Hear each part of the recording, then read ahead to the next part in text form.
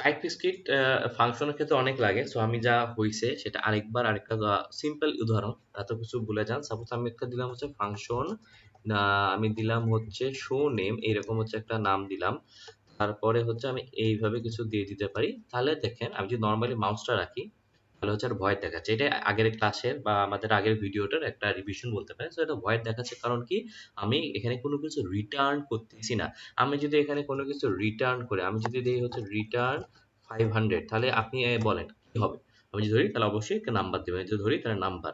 আমি যদি এখানে কি স্ট্রিং দিয়ে দেই তাহলে কিন্তু আমি যদি এখানে রাখি তাহলে মাউসটা, তাহলে সে বলতেছে যে একটা স্ট্রিং রিটার্ন করবে।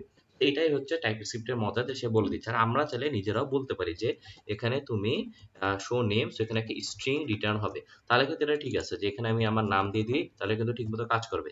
কিন্তু এখানে যদি আমি অন্য কিছু দেই, আমি হচ্ছে 5 দেই, তাহলে সে কিন্তু এরর দিবে। কারণ হচ্ছে আমার আল্টিমেটলি এটা number is not assignable to type string. So এটাই হচ্ছে আমরা টাইপস্ক্রিপ্টের ক্ষেত্রে ফাংশনের শর্ট ওয়েতে বললে এইটাই হচ্ছে সামারি, যে আমরা যদি কিছু দিতে চাই তাহলে এখানে আমরা ফিক্স করে দিতে পারি। এখানেও হচ্ছে আমরা যদি কিছু নেই, আমি হচ্ছে নেম দিলাম, তাহলে এখানে আমি বলে দিতে পারি যে এটা হচ্ছে স্ট্রিং টাইপের। সো এইভাবে আমরা কিন্তু কাজটা করতে পারি। এখানে এরর দিচ্ছে কারণ হচ্ছে আমি এটা হচ্ছে নেম দিয়ে দিই, তাহলে কিন্তু এটা ঠিক মতো হবে, কারণ তাহলে আমি এই স্ট্রিং টাইপ রিটার্ন করতেছি।